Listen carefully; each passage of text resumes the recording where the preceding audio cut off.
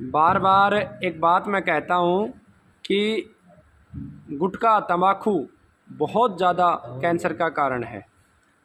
आज मेरे साथ रोगी तो नहीं, उनके पुत्र हैं, रोगी विजय सिंह जी उनके पुत्र हैं, और जो इनके पिता 40 वर्षों से लगातार गुटखे का सेवन कर रहे थे। कैंसर हुआ गले का, और गौ माता की शरण में आए और कैंसर ठीक हुआ।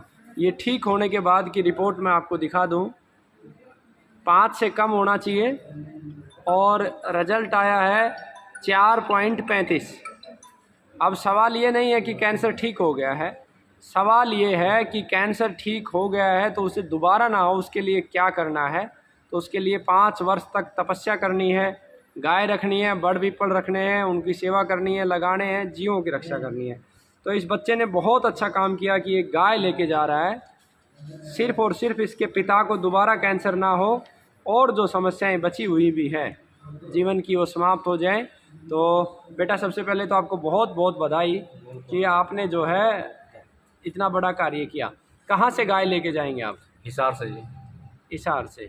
और कहाँ के रहने वाले हैं? हापुड़ के जी, उत्तर प्रदेश। और गांव कौन सा है आपका?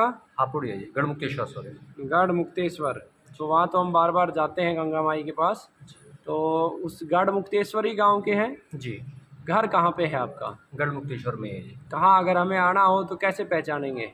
गढ़मुक्तेश्वर में जी गौशाला है एक जगह, पचमंजली पाठशाला के पास, तो वहाँ रहते हैं। पचमेरी पाठशाला के पास गौशाला है, वहाँ पर है। जी। तो खुश हैं आप गोमाता से, गोमाता के कार्य से? क्या इस देश को संदेश देंगे? आपके पिता का कैंसर ठीक हुआ है कि गौ हत्या यानी 50,000 गोमाताएं हर रोज़ मारी जाती हैं, क्या होना चाहिए पाप? गौ रक्षा होनी चाहिए और गौ का संरक्षण होना चाहिए।